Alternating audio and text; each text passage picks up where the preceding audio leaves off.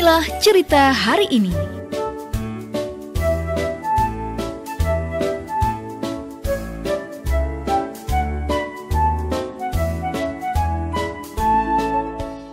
Seperti biasa, Kak Tuti akan bercerita berbagai cerita daerah atau cerita rakyat maupun cerita dongeng yang Kak Tuti pilihkan untuk adik-adik. Dan cerita Kak Tuti berjudul Legenda Sindelaras. Nah, adik-adik, seperti apa cerita Legenda Sindelaras ini? Raden Putra adalah raja dari kerajaan Jenggala. Dia memiliki seorang ratu yang cantik dan selir. Tidak seperti ratu, selir memiliki kepribadian yang buruk. Dia iri dan cemburu dengan ratu.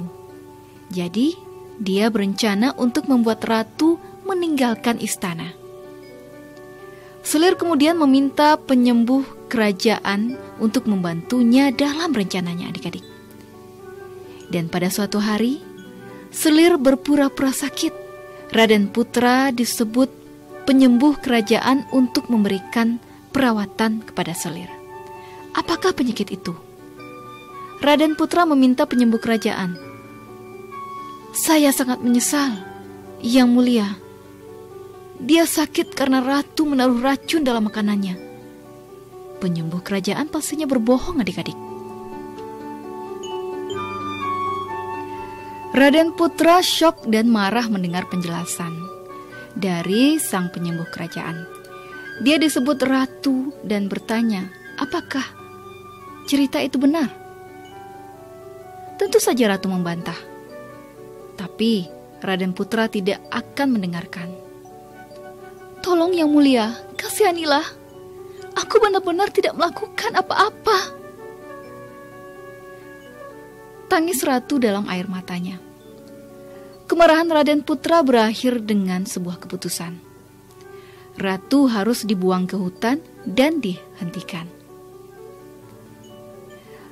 Tapi Raden Putra tidak tahu bahwa sang ratu sedang hamil. Raden Putra memerintahkan salah satu jenderalnya untuk melakukan hukuman. Dan akhirnya, ratu dibuang ke hutan. Akan tetapi, sang pengawal tidak tega untuk membunuhnya. Ia membangun sebuah rumah yang sederhana di hutan untuk sang ratu. Dan dalam perjalanan kembali ke istana, ia mengoleskan pedangnya dengan darah kelinci. Sehingga Raden Putra akan percaya bahwa ia telah membunuh ratu.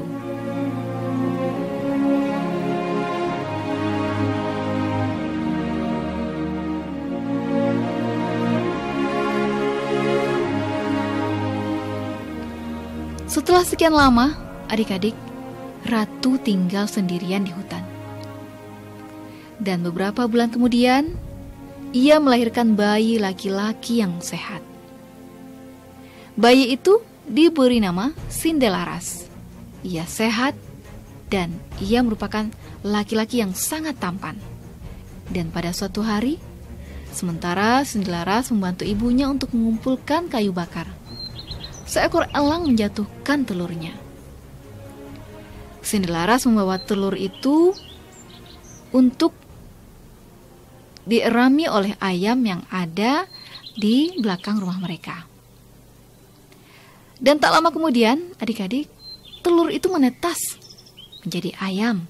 Dan kemudian perlahan-lahan menjadi ayam jantan yang sangat kuat. Tapi dia bukan ayam yang biasa. Itu adalah ayam yang bisa bernyanyi. Dan setiap pagi, ayam Sindelaras terbangun dengan lagu yang indah. Tuanku adalah Sindelaras, rumahnya adalah di hutan. Dia adalah putra dari Raden Putra. Nah, begitulah ayamnya bernyanyi, adik-adik. Ayam itu sering menyanyikan lagu itu.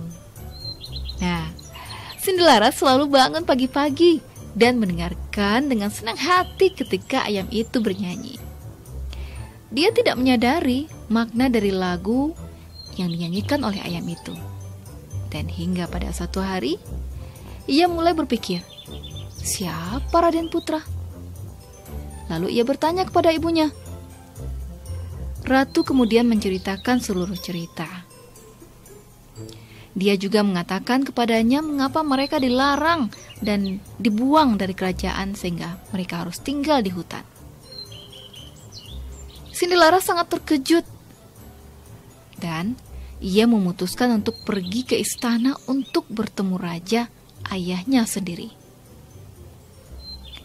Cinderella meminta izin ibunya untuk pergi ke kerajaan dan memberitahu raja apa yang sebenarnya terjadi. Dan dia juga membawa ayam jantan yang dimilikinya yang tumbuh lebih besar dan lebih kuat setiap harinya, adik-adik. Nah, adik-adik dan pendengar, di dalam perjalanannya, Cinderella berhenti di sebuah desa. Dan di sana ia bertemu dengan beberapa orang yang terlibat dalam adu ayam, adik-adik. Apa yang terjadi setelah itu, adik-adik? Dan mereka menantang Cinderella untuk melihat seberapa kuat ayam jantan Cinderella ini. Dan jika menang, Cinderella akan mendapatkan hadiah, ucap pria yang menantangnya. Dan akhirnya Cinderella menerima tantangan itu. Dan dalam hitungan menit, adik-adik, ayam jantannya mengalahkan ayam lawan. Ya. Dia ditantang lagi oleh pria lain. Dan sekali lagi ayamnya menang. Dia menang lagi dan lagi. Wah, tepuk tangan dulu untuk ayamnya Cinderella, adik-adik. Wah, luar biasa. Ayamnya Cinderella memang sangat kuat, adik-adik ya. Nah, berita tentang ayam Cinderella dengan cepat menyebar ke seluruh kerajaan Jenggala dan membuat Raden Putra penasaran. Jadi, ia mengundang Cinderella ke istana. "Siapa namamu, anak laki-laki?" tanya Raden Putra kepada Cinderella yang tiba di istana. "Nama saya Cinderella, yang mulia," jawab Cinderella. Dia sangat senang melihat Raden Putra. Raden Putra menantang Cinderella dengan satu syarat. Jika ayam Raden Putra memenangkan pertandingan, kepala Cinderella akan dipotong. Tetapi jika ayam Cinderella menang, Raden Putra akan berbagi setengah dari kekayaannya. Nah, adik-adik, akhirnya Cinderella menerima kondisi tersebut.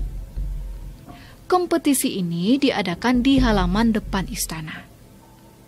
Kedua ayam jantan bertempur dengan gagah berani. Tapi hanya dalam beberapa menit ayam Cinderella memenangkan pertarungan. Raden Putra menggeleng dan menatap Cinderella dari tempat duduknya, adik-adik. Wah, ayam jantan itu bukan ayam biasa. Dan anak itu bukan anak biasa juga.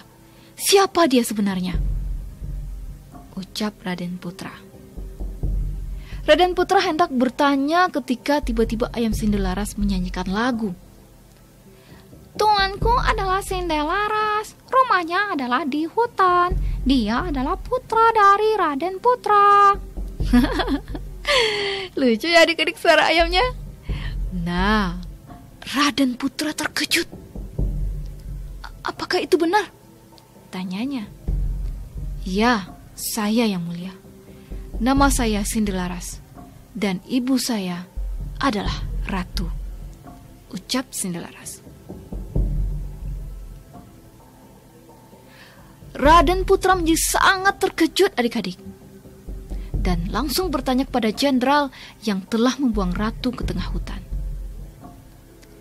Dan jenderal itu kemudian mengaku bahwa ia tidak pernah membunuh ratu.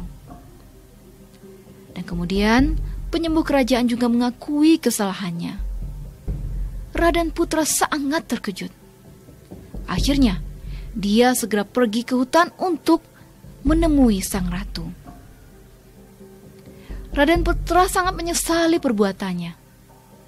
Dan sejak saat itu, Cinderella dan orang tuanya hidup bahagia bersama-sama. Adapun selir kerajaan, ia dikirim ke penjara sebagai hukumannya.